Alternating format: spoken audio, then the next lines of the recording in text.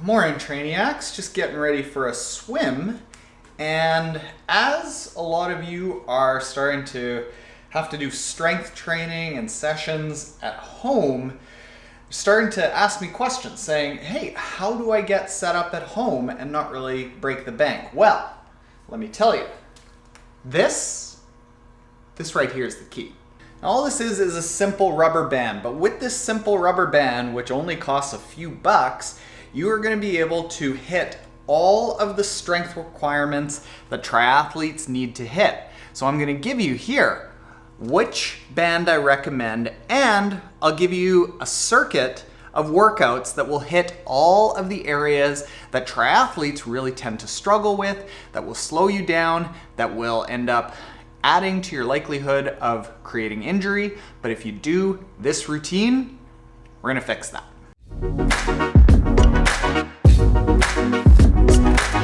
All right, so here's how I want you to do this. I'm gonna give you these 10 exercises. I want you to go through them back to back to back to back. Do it like a circuit. Keep the rep range down to around 5 to 8. In triathlon, we don't wanna do that 8 to 12 sort of range because that's muscle building. And while it is very, very tough to put on bulk if you're not really focusing on it, we wanna focus just more on strength. And if these exercises get easier, it's really easy with this band to make it harder. You just simply move away to add a little bit more tension.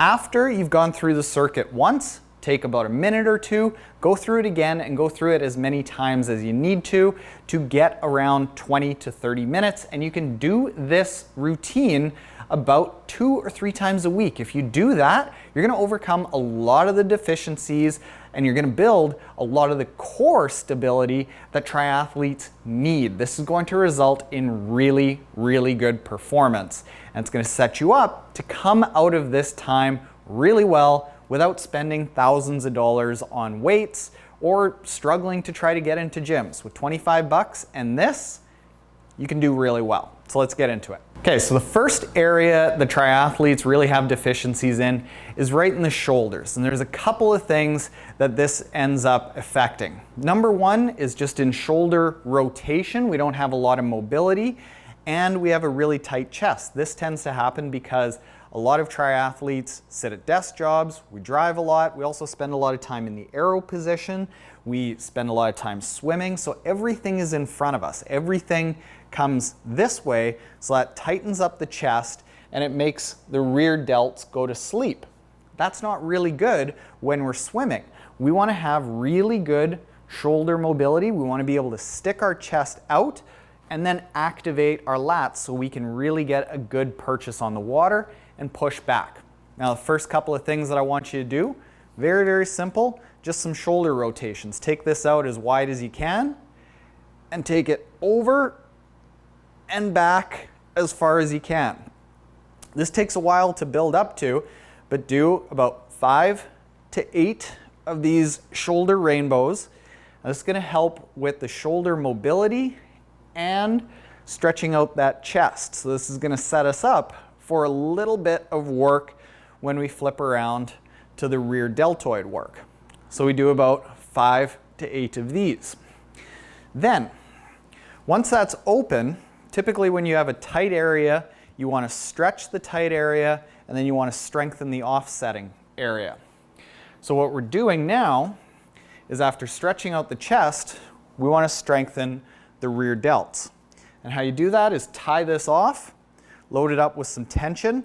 I like grabbing this with the bottom 3 fingers. Get that elbow tucked right into the side, raise the shoulder a little bit, and then you just kind of spill the hand out. If you're going like this, it's going to build up here. But by spilling the hand out, grabbing it with those bottom fingers, it's really going to focus on that rear delt. So you do 5 to 8 of these on both sides. You do it the same way. Thumb up, pinky out, raise that shoulder, and this is really, really gonna work on that rear delt. So those 2 things are gonna help alleviate a lot of the shoulder stability problems. If you ever get pain right there, In a lot of cases, it's because that rotator cuff isn't strong enough to stabilize itself as you're swimming. Then what we want to build into is just moving down a little bit. So once we've got those small muscles tired, it's a little bit easier to hit the big muscles. So again, you're going to tie off somewhere around shoulder height. And the first exercise that I like to do is facing where it's tied off. Put the band around your wrist. And I call this the wristwatch technique in swimming. But in this, we're just thinking of it the same way. We're thinking about not pulling from the hand here. We're going to load up with tension from the wrist. And we're going to try to activate right in here. Activate that lat. That's a really tough area to hit for people who sit at a desk all day, who have an overdeveloped chest, who drive a lot. Because our chest gets tight, our lats tend to go to sleep. And if you ever just stand and try to go like this, you'll probably notice that it's actually kind of hard to activate your lat. Doing this on both sides, holding it for around 15 to 20 seconds, is going to force that lat to activate.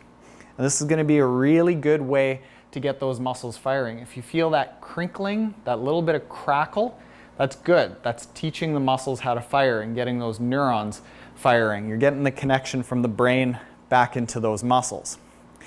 Once that lat is able to fire, we're going to keep this tied off at a nice high height. And what I like to do then is rows. So we're going to do rows, and I'm going to do them on one leg. That's what I'd recommend for it. We want to build a lot of stability here. We want to build stability in our foot. So doing this barefoot, really good. Doing this on one foot, really good as well. So just pull and activate that lat. Pull, activate that lat. You're going to do 5 to 8 of these. So while that first movement, that static hold of 15 to 20 seconds until you're fatigued, that's going to basically wake it up. It's going to teach it to fire. This is going to strengthen that lat. And the lat is really important for when we're swimming and we get up here and we get a good grip on the water. The lat activates and it stops the shoulder from hinging and impinging on all those small muscles. So having a nice strong lat is going to allow you to push more forcefully, and it's going to reduce injury up here. Next thing that we need to work on is our obliques. We've got to have really strong stability all the way across our core. Now, what a lot of people do is you'll see that they'll be doing plyometrics. They'll be doing like just straight squats like this. I really like squats, but that doesn't mean that we can't make it better. Keep this tied off. Put your hands out in front of you. Load it up with some tension, and that's going to pull you this way. But your job is to do straight squats, and this is going to activate the obliques. So you want to load it up hard enough that it's very difficult to keep yourself straight. 5 to 8 of these is going to really work on that core. That's really key. And then the next for working on those obliques, instead of having it tied off up top, tie it off at maybe the foot of a table, down low. And what we're going to do now is called the thread the needle plank. So you're going to come into a plank position, put your hand over the band, nice wide legs, we're talking a little bit wider than hip width, and you're going to pull it across. So you're getting a plank, and again, I love planks, but that doesn't mean that we can't make it better. And we're pulling and getting that dynamic stability. There's a really big difference between the strength that's built just by holding a plank here in a static movement and a plank that's built with this kind of movement, because when we run, when we do any sport, rarely are we static. We're always moving. So we want to have that cross-functional, those torsional, forces that are on our body in different ways, and it's going to force us to be really stable when we get out into the real world. All right, the next area that's really tight, just like we are scrunched up here, we're also scrunched up in the front of our hip. That tight hip ends up getting glutes that go to sleep, and that's probably one of the #1 causes of injuries. It's also one of the #1 causes of instability. When you see people that run and they move side to side a little bit, that's forces going that way and that way. We want to stabilize that because we want to go straight. So one of the best ways to fix that is by a static hip stretch, and by getting that hip joint unlocked a little bit, you can really work on proper hip function. So how you do this is you basically get into this position, load this up and pull on the straight leg, the leg that has the knee on the ground, and that's going to move the hip joint just a little bit forward. It's going to keep us nice and straight. And then the way to really feel this is to tense up the glute and try to flatten your lower back as if your lower back is going to be against a door jamb. And you want to keep the entire lower back and upper back all in a door jamb. That's going to stretch here, and it's going to then allow us to strengthen back here. You want to hold this for in between about 2 and 3 minutes. So you can pull your phone out, you can do whatever, catch up on emails, and you just want to hold this because a stretch of about 20 to 30 seconds doesn't do a whole lot to lengthen your muscles for a long period of time and keep them long. This type of movement for 2 to 3 minutes is going to end up making sure that the stretch and the work that we're doing, it's got a better chance of sticking basically. Next, the same way that we stretched our chest and then we strengthened the offsetting muscles in the back, we just stretched our hips, and we want to strengthen the offsetting muscles in the rear, pun intended. And the 2 ways that I want you to do that are with a side-to-side glute medius activation. So just load it up with a little bit of tension. You want to have your toe slightly pointed in, not out, because that's going to then get the quad. Point that toe slightly in, lead with the heel. And I would put a hand here on this side bum muscle. And making sure that that side bum muscle is the one that's doing the contracting. So you're doing that for 5 to 10 reps. And like I say, as it gets easier, don't add more reps. Step further away. So you want to step far enough away that 5 to 10 reps feels hard. Once you've done that on both sides, we want to work on the big, meaty bum back here, the badonkadonk. So you want to face where it's tied off, keep it tied off low, lead with the heel, the toe pointing down, activate, feeling that bum. And this is going to then, now this has been stretched, it's going to activate this. So we're going to, with that side glute med, side to side strengthening, we're going to hit there. And then with this, we're going to hit the glute maximus. So we're hitting all the big muscles. These are the most powerful muscles in our body here. Next, what I want us to end off with, the final exercise, is another static stretch. So we're talking 2 to 3 minutes of holding.